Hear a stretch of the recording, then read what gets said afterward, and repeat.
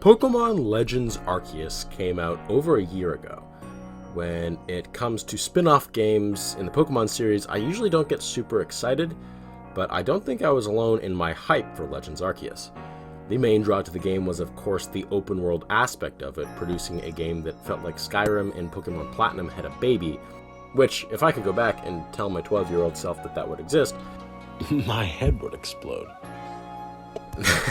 The big thing that the game introduced that I wasn't expecting, but started vehemently following up to the release of the games, was the slow drip reveal of the several brand new ancient form Pokemon. A set of Pokemon that already existed, but received forms that were redesigned to fit with the theme of these being ancestors to the modern day Pokemon. Soon after the game came out, I ended up thinking about how this idea could be applied to other regions in the Pokemon world, something that I definitely wasn't alone in thinking about. I came up with a concept around making a region based around ancient Unova, and well, Legends Kyurem was born.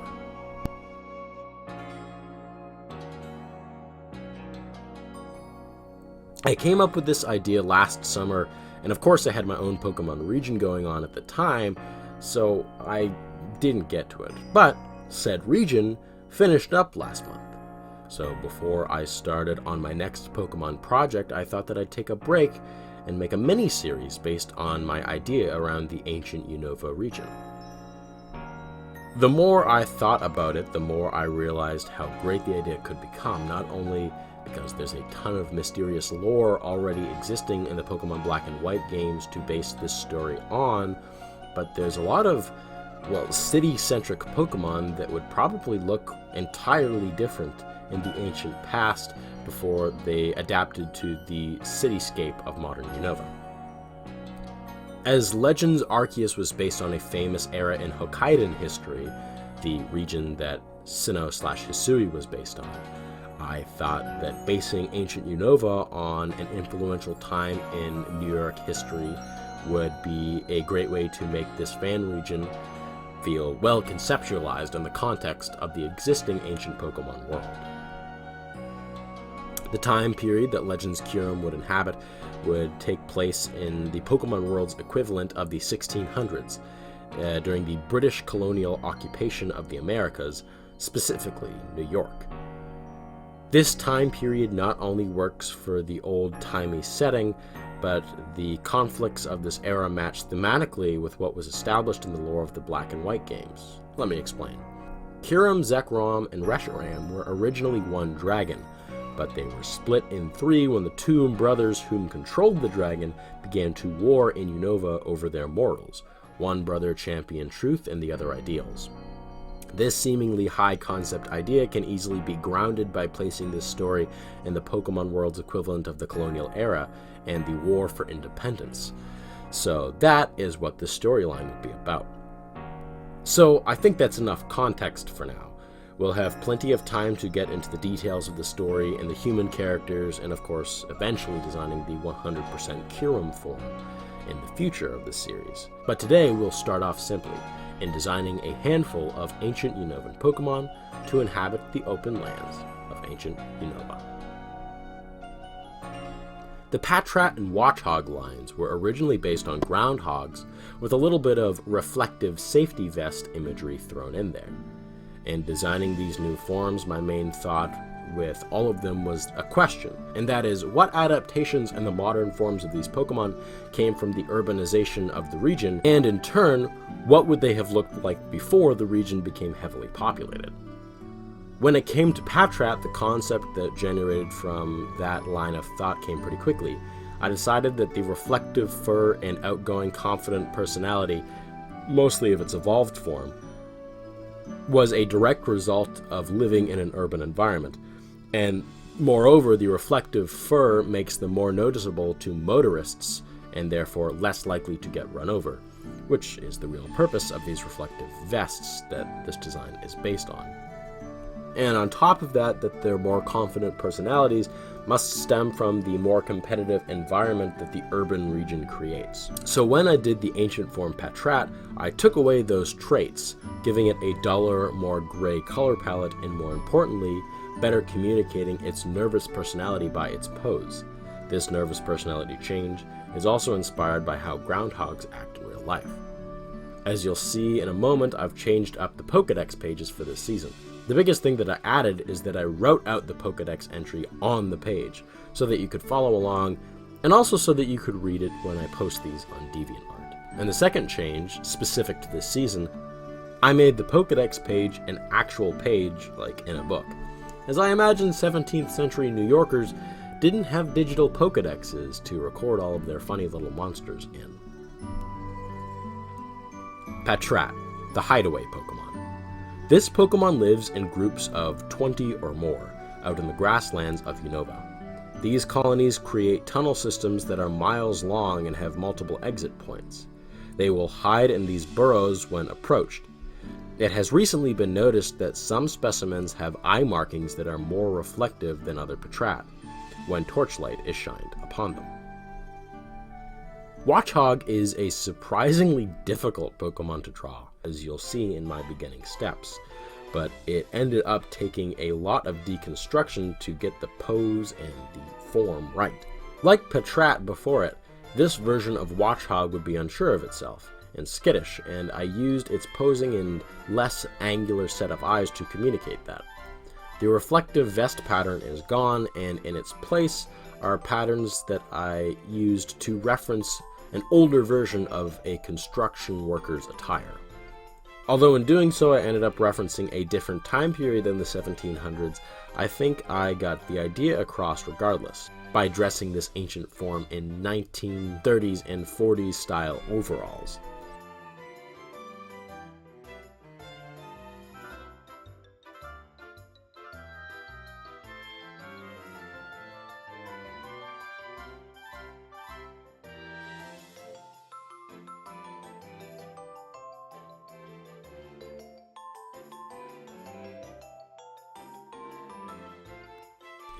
In the Pokédex entries of all of the Mons in this series, I not only want to explain this new form and why they look the way they do, but also hint to how they will over time evolve, generationally speaking, into their original form. Watchog, the hideaway Pokémon in the evolved form of Patrat. It's often found that the leader of a group of Patrat will be a Watchog. Patrat look to these Pokémon for protection, but it is observed that many are cowardly and they will abandon their colonies at the first sign of danger. There has been a recent uptick of Watchogs standing their ground against people, however, and it has also been found its shiny form with its reflective markings are quickly becoming the more common variety in populated areas. The cause of this genetic abnormality is a mystery. Trubbish and its evolution Garbodor are two Pokemon that are very urban-inspired designs, them being trash bags and all. I feel that most people would simply assume that they didn't exist before cities, and even though that may be my own headcanon before I decided to make the series, I wanted to do something more interesting with Trubbish and Garbodor than saying that they simply didn't exist yet. So I actually really like Trubbish.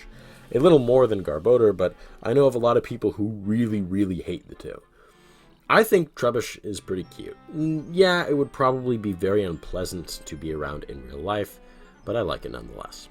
To answer the question of, well, if it existed, where did it come from before cities, I came up with the idea that it may have been a rock type and reimagined the trash pile as a heap of gravel. Though that might seem slightly random, the idea came from two places. One is an idea that stems from real-world New York. Maybe not in the city, but upstate New York is cut across by a mountain range called the Appalachian Mountains. A beautiful and lonely region of rugged terrain. In these mountains, at higher elevations, shale slides are fairly common sights. The second reason why I did this is while writing the Dex entry, I came up with the idea that this little rock monster had an obsession with precious metals, and their affinity for shiny rocks that they collect would eventually lead them to picking up trash in the modern day. Trubbish, the shale Pokemon. They begin their lives near mountain peaks and migrate down as they age. During these migrations, it is common for one to slip and fall, starting an avalanche as they tumble down the mountainside. They are attracted to shiny objects and will often hide these little treasures amongst their loosely packed rubble. It has been observed that Trubbish that wander into villages will pick up cans and trash in a similar manner. After I finished my version of Trubbish, Garbodor came along a lot easier. An explanation for these names, less so. Why would people in the Pokemon world name these rock monsters after trash? I don't know. It just dawned on me while writing the script that that's a bit of a plot hole. But yeah, I never came up with an explanation, so just ignore that. Anyway, it was relatively easy to reimagine Garbodor's broken, tattered trash bag as a pile of differently hued stone on top of the gravel pile. I also reimagined its snake-like trash arm as a more conventional rock monster hand with bulky fingers. Before I even came up with the concrete designs, I conceptualized these Pokemon as rivals to the Roggenrola line. That meant that they would both inhabit the same environmental niche and therefore compete with each other. This idea would lead to new forms for Roggenrola, Boldore, and Gigalith, but that will be left for a future episode. Garbodor, the Avalanche Pokemon, the evolved form of Trubbish. Known to be dangerous when provoked, this Pokemon attacks by barreling down anything in its path with the force of a raging avalanche. Opposing their risky tendencies to destroy important objects, they can be quite useful to have around, as their habit of picking up shiny objects leads them to pick up trash in more populated areas. It is notable that this Pokemon has a rivalry with the mysterious new Pokemon known as Gigalith. Golett and Golurk are a set of mons that are based off of golems, which are creatures from Jewish folklore. In the original legends, they are made out of clay and enchanted to be alive, but in the Pokemon world, they are made out of some sort of hard blue armor substance, which, since we're already thinking about New York, this reminds me of the Statue of Liberty. This is an important point, as this influenced what I did for the ancient version, which instead of being blue would be a reddish brass color. This is inspired by how the Statue of Liberty started out a brassy red and turned green over time, as it is made of copper, which when it's left in open air, oxidizes over the years into the iconic green-blue color. With that in mind, I got to work creating the ancient form. I created a smoother, more uniform, intact monster, alluding to the fact that it had been built very recently. And in its design and its Pokedex entry, I hint at a native population of people living deep out in the lands of Unova. This, of course, is meant to parallel the Native Americans that existed in America for thousands of years before the British showed up, but the inclusion of a mysterious native population is also to serve as a backstory for the ancient ruins that can be found across Unova in the games, like the Desert Resort and the Celestial Tower. I'll get more into this native race of Unovans in a future episode, and further flesh out their culture and the characters that you would encounter deep in the Unovan wilderness. But for now, Golett, the Automaton Pokemon. It has been theorized that these Pokemon are man-made instead of naturally occurring, originating from a native human population far out in the wilds of Unova. It is found that when Golett wander across a village or encampment of humans, this friendly Pokemon will stay nearby and defend people from more dangerous Pokemon. This behavior causes many to believe that this is the purpose for which they have been built. Based on the Pokedex entry, this Pokemon is probably the easiest to visualize how it will become its modern counterpart, as its shiny form acts as the oxidized form, and the real Golett acts as the final ancient relic, broken down form, with all of its dents and cracks and seals, keeping the energy within from leaking out of its deteriorating body, and explaining why the ancient red form cannot be found in the modern day. All of this can be more easily seen in its evolution, Golurk. As mentioned, I replaced the massive seals that exist on this Pokemon in the original with a clean, unbroken shell, as it seems clear to me, judging based on the original design and its Pokedex entries, that these traits were added after the fact as this Pokemon began to get old and wither away. In their robust original form, I imagine its hard armor would be more than capable of containing its mysterious power. I also changed its typing. Originally, it was ground and ghost, which I'm sure is to refer to the original story of the Golem, but I changed mine to ground electric as I thought that explaining this Pokemon's origins as a mysterious foreign technology would give it the initial type of electric, until it eventually became a ghost type through becoming less of a modern marvel and more of an ancient relic. I wanted to also give it the steel type for the whole its body is made of copper idea. However, I wanted to keep at least a semblance of relation to the original design with this Pokemon's typing. Golurk, the automaton Pokemon and the evolved form of Golett. The science behind how Golurk is created is as of the moment unclear. Caught specimens have been observed containing a massive amount of mysterious energy with their hard armor. As a Golurk ages, their metal exterior tarnishes and turns blue-green. The rarity of blue Golurk supports the hypothesis that they are a more recent invention. And with that, we wrap up the first 6 designs for Pokemon that will be found in the ancient world of Unova. Of course, I have some more ideas for Pokemon to inhabit this story. I'm aiming to design between 40 and 50 Pokemon for this mini-series, including the redesigns for the final form of the starters that I've already picked out, and of course the 100% Kyurem form that this whole series is going to build up to.